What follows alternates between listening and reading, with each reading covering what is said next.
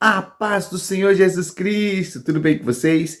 Eis quem vos fala, pastor Alexandre Pereira, para mais uma pré-aula da nossa revista Betel Dominical. Estamos ainda estudando o livro de Ezequiel. Vale muito a pena você conferir.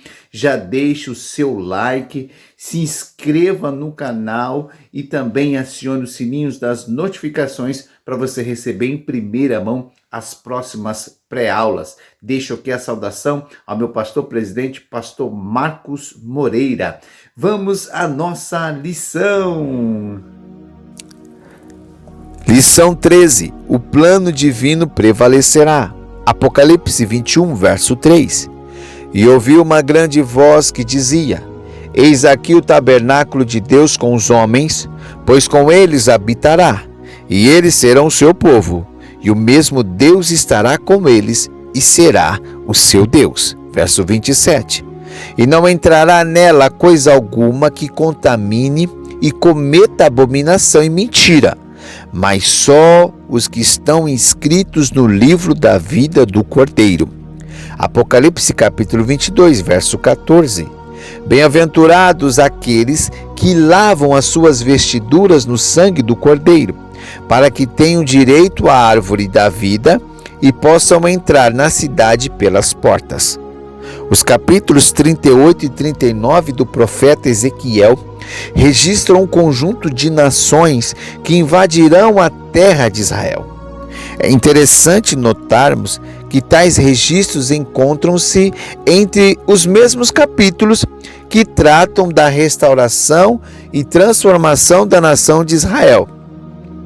Tal constatação nos traz à memória que, ao longo da história, o inimigo sempre tentou impedir que o plano de Deus se cumpra, porém, sem êxito. Assim também acontecerá nos últimos dias. A Bíblia ela é clara ao afirmar que, ainda que o dragão e seus anjos batalhem, tentando impedir o plano divino, eles não terão êxito, eles não prevalecerão, conforme Apocalipse 12, do verso 4 ao verso 8. O povo de Deus deve perseverar confiante no Senhor, sabendo que as intenções malignas do inimigo não prevalecerão contra os planos divinos que sempre triunfarão, conforme Salmo 30, dos verso 10 e 11, e Isaías 46, 10. Ezequiel, então, ele vai registrar acerca de Gog e Magog, que irá formar uma coalizão de nações contra Israel. É possível perceber esta coalizão de uma maneira intensa que virá contra o povo de Deus. Ezequiel registra isso no capítulo 38, verso 17 e capítulo 39, verso 8. Para você entender acerca de Gog e Magog, o Dicionário Internacional de Teologia do Antigo Testamento diz que Gog é o governante da terra de Magog e príncipe de Ros, Meseque e Tubal.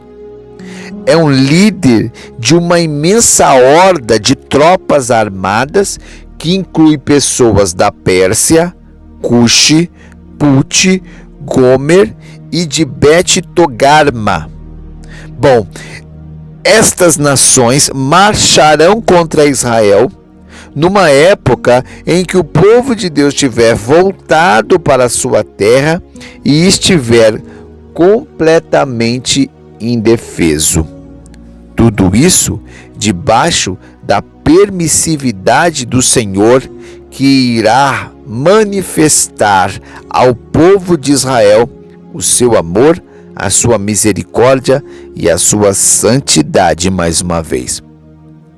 Acerca de Gog e Magog, precisamos destacar três coisas. Primeiro, o profeta Ezequiel vai dizer que a invasão se dará no fim dos anos, Ezequiel 38, 8.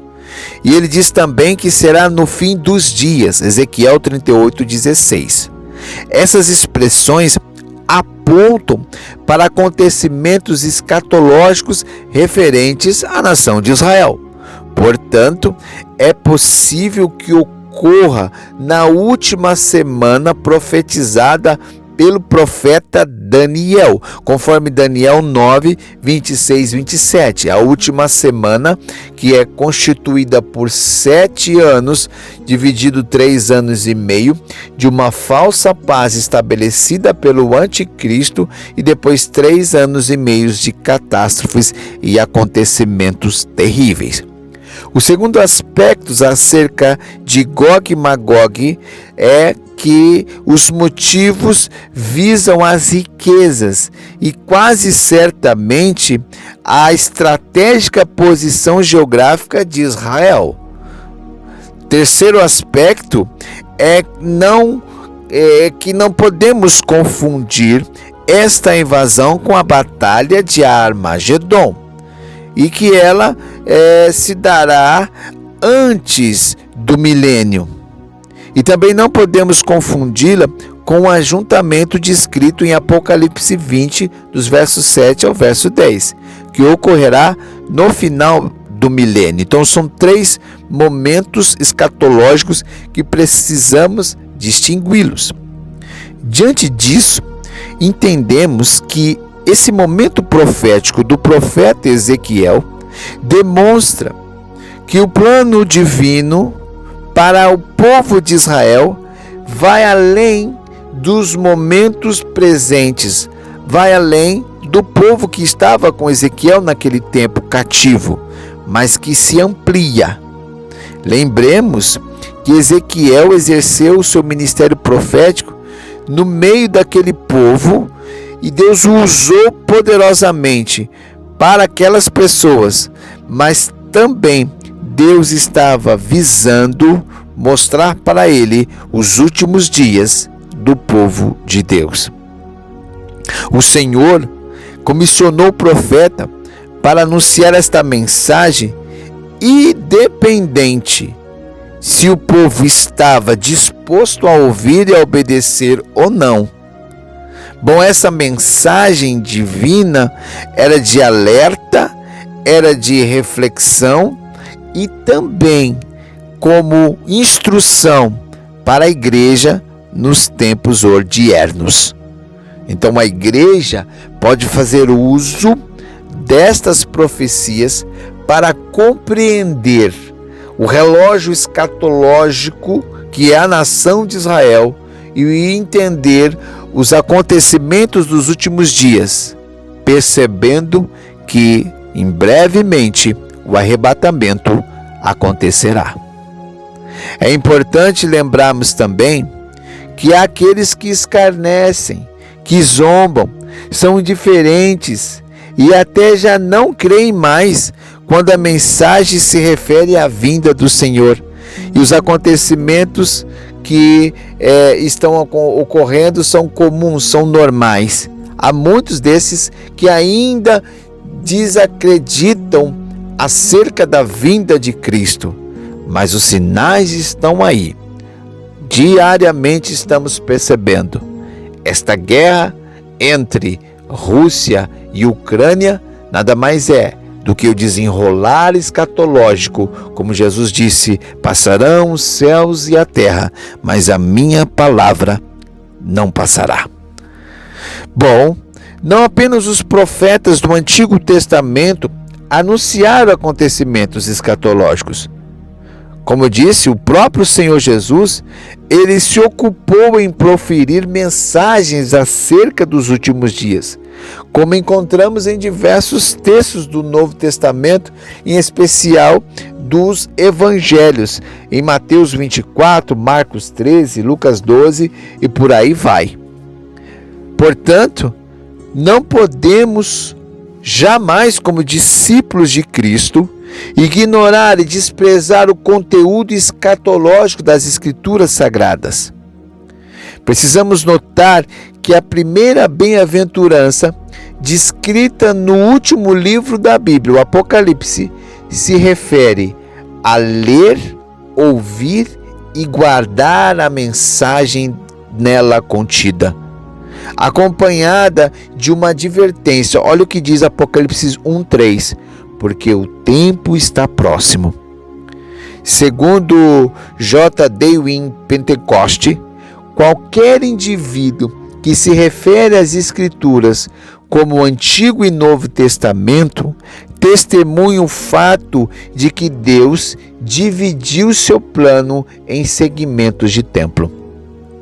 A história da revelação evidencia o progresso da revelação divina através de eras sucessivas.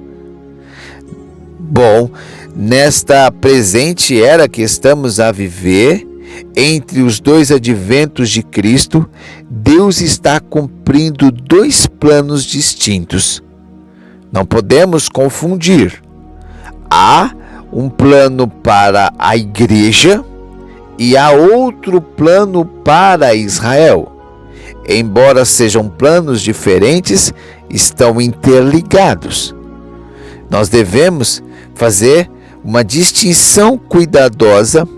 Caso contrário, alguém atribuirá à igreja o que Deus constituiu para os acontecimentos finais de Israel e vice-versa.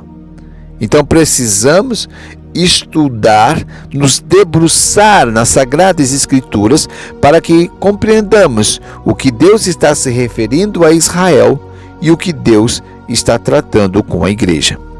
Pois bem, o livro do profeta Ezequiel está repleto de mensagens de esperança aos cativos da Babilônia. Tais mensagens devem produzir em nós um despertamento, pois Deus, que revelou a Israel seus planos futuros, também nos faz conhecer, por intermédio do nosso Senhor Jesus Cristo e da sua palavra, em especial o Novo Testamento, o seu plano quanto à igreja. Nossa esperança como povo de Deus não se resume ao nosso viver aqui e agora, vivenciando o dia a dia neste mundo.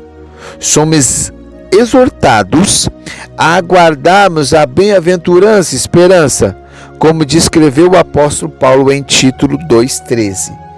Paulo, ele disse assim: aguardando a bem-aventurada esperança e o aparecimento da glória do grande Deus e nosso Senhor Jesus Cristo. Ezequiel 48, verso 35, vai chamar a cidade construída por Deus de "O Senhor está ali".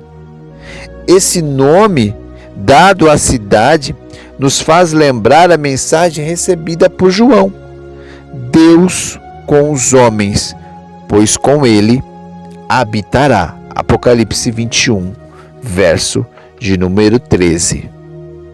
Mas, para entrar nesta cidade, essa cidade santa, essa cidade preparada por Deus, precisamos seguir o que diz Apocalipse 21, 7. Diz assim: quem vencer herdará todas as coisas. É necessário vencer.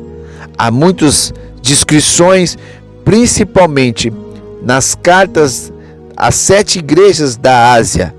Todas elas têm a mesma frase: aos que vencerem. Apocalipse 2, 7, 11, 17 e por aí vai. Assim como para o povo de Israel, que vivenciou a invasão e cativeiro no tempo de Ezequiel, os vencedores são os que se arrependeram e se submeteram à disciplina do Senhor. Assim também, nós precisamos perseverar e lutar contra o pecado, o mundo e os seres espirituais da maldade. Sermos continuamente fortalecidos no Senhor e na força do seu poder, conforme Efésios 6:10, Romanos 8:37 e 1 Coríntios 15:57. Para o povo cativo, antes da revelação sobre a restauração do templo e a nova cidade, primeiro o Senhor fala sobre a obra de purificação, Ezequiel 36:25. Também encontramos em Apocalipse que não entrará na Nova Jerusalém impurezas, Apocalipse 21:27. mas somente os que lavam as suas vestiduras no sangue do Cordeiro. Apocalipse 22:14. Encontramos em toda a Bíblia exortações e um chamado ao povo de Deus para viver uma vida santa, pois o Senhor é santo. Sendo assim, temos a responsabilidade no processo de purificação das nossas vidas diante de Deus, 2 Coríntios 7:1, 1 Timóteo 5:22 e outros textos mais. Então a santificação se dá através do processo do Espírito Santo em nossas vidas, conforme Tito 3:5, e também na busca constante através da oração, do jejum e da palavra, podemos nos santificar diante de Deus. Um comentarista bíblico chamado Daniel Bloch, ele vai comentar Ezequiel capítulo 4, versículo 48, que diz: onde a presença de Deus é reconhecida, há pureza e santidade. Ele diz que, nesse sentido, Ezequiel lança os fundamentos da espiritualização paulina do templo. Pois sob a nova aliança, Deus está literalmente presente em Jesus Cristo, o Deus encarnado. Nessa nova ordem, até mesmo os gentios podem ser transformados no templo vivo de Deus, conforme 1 Coríntios 3, 16 e 17. Devemos viver de acordo com a palavra de Deus. Não foi por falta de aviso que o povo de Israel foi levado cativo e o templo totalmente destruído. A palavra de Deus tinha sido enviada. Contudo, o povo zombou e desprezou das mensagens dos profetas enviados por Deus. É relevante atentarmos para o fato de que a última exortação bíblica se refere à nossa relação com a palavra de Deus. Olha o que o texto diz: porque eu testifico a todo aquele que ouvir as palavras da profecia deste livro, que se alguém lhes acrescentar alguma coisa, Deus fará vir sobre ele as pragas que estão escritas neste livro.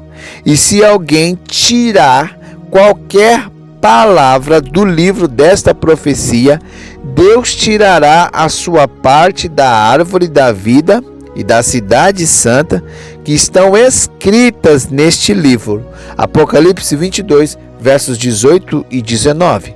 Observe como a palavra ela é crucial, ela é de extrema importância, e a palavra falando acerca dela mesma e destacando a relevância que ela tem na vida do ser humano. Portanto, é importante lembrarmos, destacarmos e evidenciarmos a palavra de Deus na nossa vida e colocá-la em prática, porque ela é a nossa bússola, ela é a nossa orientação para que possamos entrar nas mansões celestiais. Para habitarmos na cidade que Ezequiel vai chamar de o Senhor está ali, é preciso estar atento a essa palavra, guardá-la e viver de acordo com ela, pois nela encontramos a revelação da vontade de Deus, e aquele que faz a vontade de Deus permanecerá para sempre. 1 João 2,17. Portanto, nossa esperança é que um dia Jesus Cristo voltará, e assim estaremos com Ele para sempre, conforme 1 Tessalonicenses 4,17. Que você guarde a palavra, que você pratique a palavra, que você busque a santidade, e Deus estará conosco para sempre. Deus te abençoe e até a próxima.